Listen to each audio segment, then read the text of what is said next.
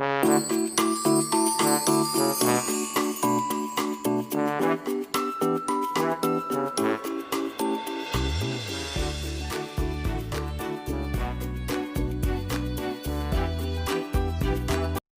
pertama adalah karakteristik fungsi kuadrat. Ya, untuk mengetahui grafik fungsi kuadrat, kita bisa telaah dulu dari karakteristiknya. Nah, karakteristik grafik fungsi kuadrat ini bisa kita lihat dari nilai A dan nilai diskriminannya. Ingat ya, kita sudah belajar mencari nilai diskriminan. Nilai diskriminan dapat dicari dengan B kuadrat dikurangi 4AC. Nah, yang pertama ketentuannya adalah jika A kurang dari 0, maka grafik akan membuka ke bawah dan mempunyai nilai maksimum. Yang kedua, jika A lebih dari 0, maka grafik membuka ke atas dan dia mempunyai nilai yang minimum. Yang ketiga, jika D lebih besar dari 0 atau nilai diskriminannya lebih besar daripada 0, maka grafiknya akan memotong sumbu X di 2 titik. Lalu yang keempat, jika nilai diskriminannya sama dengan 0, maka grafik akan memotong sumbu X di 1 titik atau dia akan menyinggung sumbu X. Dan yang ketiga, jika nilai diskriminannya kurang dari 0, maka grafik tidak akan memotong sumbu X atau nanti grafiknya itu akan terlihat mengambang. Gitu ya. Nah, kalau kita sudah tahu nanti karakteristik kurva yang terbentuk seperti apa, kita bisa dapat langsung melanjutkan ke step berikutnya, yaitu apa? Yang kedua adalah mencari titik potong dengan sumbu X. Titik potong sumbu X didapat jika AX kuadrat ditambah BX ditambah C sama dengan 0, itu kita syaratkan Y-nya sama dengan 0. Jadi dimisalkan X1, X2, maka titik potong yang terbentuk adalah X1,0 dan X2,0. Kenapa X1,0 dan X2,0? Ya, karena yang diminta adalah membuat 0 fungsi. Jadi Y-nya itu kita ubah menjadi 0. Yang kita cari adalah X-nya, ya. Selanjutnya, setelah kita mencari titik potong dengan sumbu X, maka kita masuk step berikutnya, yaitu menentukan titik potong dengan sumbu Y. Ya, titik potong sumbu Y didapat jika AX kuadrat ditambah BX ditambah C sama dengan 0, diubah nilai X-nya menjadi 0. Kalau tadi kebalikannya ya, kalau tadi titik potong dengan sumbu X, nilai Y-nya yang sama dengan 0, tapi kalau titik potong dengan sumbu Y, nilai X-nya yang bernilai 0, ya. Lalu bagaimana? Lalu 0-nya ini kita substitusikan kepada nilai-nilai X, ya. Jadi kita masukkan ke rumus fungsinya. Kita ganti semuanya menjadi 0, nilai X-nya menjadi 0, dan otomatis nilainya akan menjadi 0, C. Gitu ya. Selanjutnya adalah mencari titik puncak atau titik optimum atau titik balik, ya.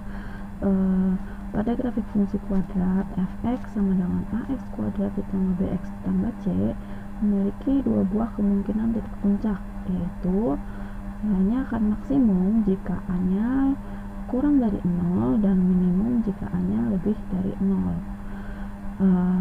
Kita harus mencari nilai x atau kita bisa sebut dengan sumbu simetrinya dengan rumus. Yang pertama bisa kalian cari dengan X sama dengan X1 ditambah X2 per 2 atau X sama dengan min B per 2A. Lalu bagaimana mencari nilai Y-nya? Ya, nilai Y itu adalah nilai optimum atau maksimum, bisa maksimum atau bisa minimum, ya. Caranya bagaimana? Ada dua cara, yaitu yang pertama dengan cara memasukkan nilai X-nya ke rumus fungsinya, atau kalau yang kedua caranya adalah Y sama dengan B kuadrat min 4AC per min 4A. Maka titik puncak yang didapat akan bernilai X, Y.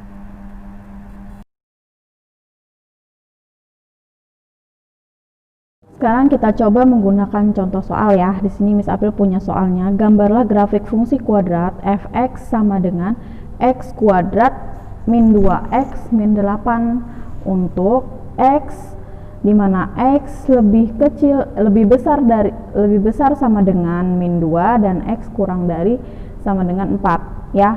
Seperti yang tadi disampaikan, kita tentukan dulu nilai-nilai A, B dan C-nya. Jadi di sini dibiasakan untuk menuliskan nilai A-nya adalah 1, B-nya min 2, C-nya min 8. Nah, dari sini kita bisa kelihatan nilai A-nya adalah A-nya itu lebih besar daripada 0, maka nanti kurva yang akan terbentuk adalah terbuka ke atas ya. Jadi nanti kurva yang akan terbentuk adalah terbuka ke atas. Oke.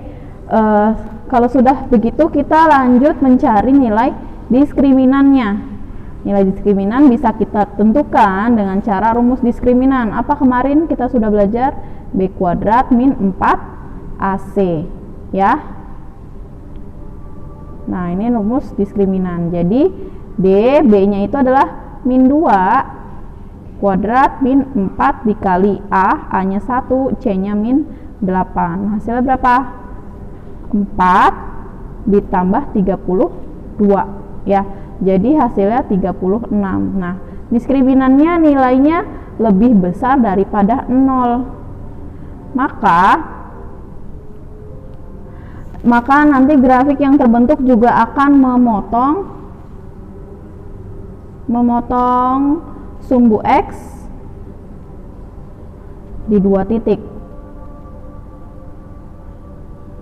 Oke. Jadi nanti kira-kira grafiknya kita gambarkan ya, sketsanya adalah seperti ini. Memotong sumbu X di 2 titik. 2 titik ya. Jadi nanti kalau misalnya kalian menggambar grafiknya bukan bentuknya seperti ini, mungkin ada kesalahan gitu ya. Oke, dilanjutkan dengan mencari ini yang A, karakteristik fungsi kuadrat. Nah, sekarang kita lanjutkan mencari titik potong dengan sumbu X. Ingat ya, katanya kalau kita mencari titik potong dengan sumbu X, maka yang harus nilainya 0 apa? Yang Y-nya ya. Jadi kita ubah nilai Y-nya menjadi Y sama dengan 0 ya. Y sama dengan 0. Oke. Kalau udah, maka kita faktorkan X kuadrat min 2X min 8. Kalau kita faktorkan jadinya X. Nah, ini harus sudah lancar ya. X min 4 dan X plus 2 ya. Maka X min 4 sama dengan 0 atau X plus 2 sama dengan 0. X sama dengan 4 atau X sama dengan min 2, sehingga didapat titik potong dengan sumbu X adalah berapa?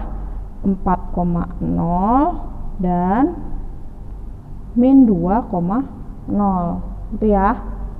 Nah, selanjutnya kita cari titik potong dengan sumbu Y-nya. Titik potong sumbu Y. Nah, tadi kalau titik potong sumbu X, Y-nya sama dengan 0, maka kalau titik potong sumbu Y, maka X-nya yang sama dengan 0 ya. Jadi langsung saja, tadi katanya kalau rumusnya itu adalah 0, C ya. Titik potong sumbu Y adalah rumusnya 0, C. Nah, kalau udah, kita C-nya tadi berapa? Min 8. Jadi langsung aja 0, min 8. Kenapa 0? Yaitu tadi karena X-nya itu kita ubah menjadi 0 gitu ya. Nah, selanjutnya kita mencari titik puncak ya. Karena tadi nilai A-nya adalah positif 1, maka nanti grafiknya adalah grafik minimum ya. Tadi kalau kita mencari titik puncak, kita tentukan nilai X dan nilai Y-nya. Nilai X apa? Sumbu simetri. Rumusnya tadi min B per 2A. Ya. Nah, kita langsung aja cari min B-nya nilainya berapa? B-nya adalah min 2 per 2 dikali A-nya nilainya 1. Sama dengan 2 per 2 dapatnya berapa? 1. Oke, sekarang kita udah tahu nilai X-nya. Berapa sih nilai Y-nya? Nilai Y-nya karena X-nya nilainya positif, karena X-nya ini nilainya positif ya, maka kita langsung saja pakai rumus yang Y sama dengan Fx ya. Y sama dengan Fx, maka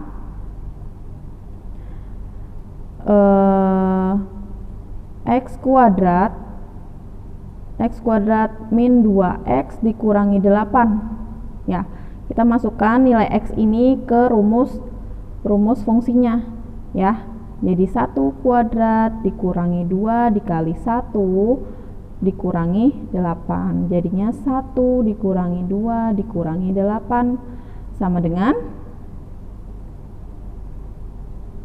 min 9.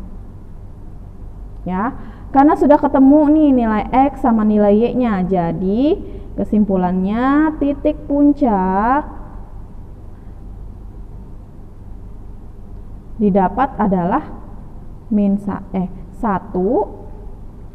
min 9. Jadi nanti titik puncaknya ada di titik koordinat 1, min 9 ya. Oke, nah ini kita sudah dapat semua titik-titiknya yang sudah kita cari ya. Sudah dapat semua titik-titik yang tadi kita cari.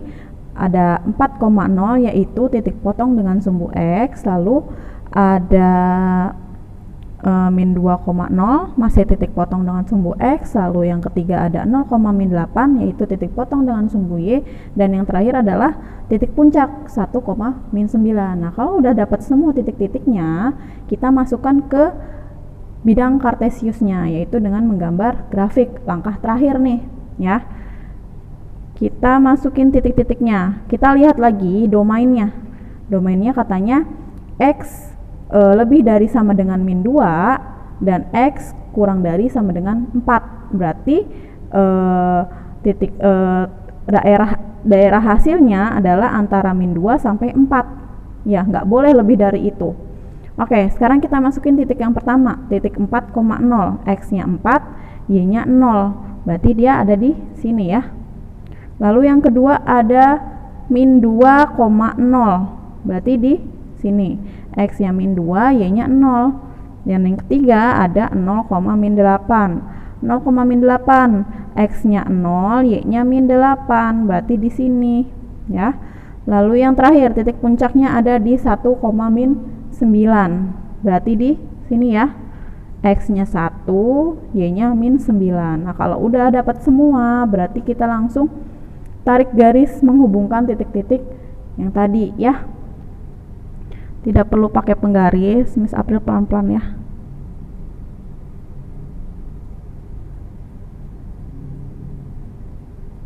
Jadi nanti kurvanya, nah kurva yang terbentuk adalah seperti ini ya. Benar seperti prediksi yang pertama kita lakukan ya. Bentuk kurvanya adalah membuka ke atas ya. Nah, oke, Miss April simpulkan lagi kalau sampai sini udah paham. Jadi yang pertama adalah kita ramalkan dulu nih grafiknya bentuknya akan menjadi seperti apa ya, terbuka ke atas atau terbuka ke bawah, melewati sumbu X atau memotong sumbu X gitu ya. Yang ini tadi kita sudah ramalkan, bener ya, gambarnya kan seperti ini. Lalu yang kedua adalah menentukan titik potong sumbu X ya. Menentukan titik potong sumbu X dengan mengubahnya menjadi nilai. Kalau sumbu X berarti nilainya sama dengan 0, dan kalau menentukan titik potong, yang ketiga menentukan titik potong sumbu Y ya. Kalau menentukan titik potong sumbu Y, maka X-nya yang kita ubah menjadi sama dengan 0. Ini ya, X-nya kita ubah menjadi sama dengan 0. Lalu yang keempat, yang terakhir adalah menentukan titik puncak ya. Kalau A-nya positif adalah minimum. Nah, ini kita dapatnya. Dia titik puncaknya ada di bawah atau minimum, ya. Nah, kalau udah, kita simpulkan titik-titik yang sudah didapat, kemudian dimasukkan ke dalam bidang kartesiusnya, ya. Sehingga gambar hasil akhirnya adalah seperti ini. Oke, sampai sini paham? Paham ya?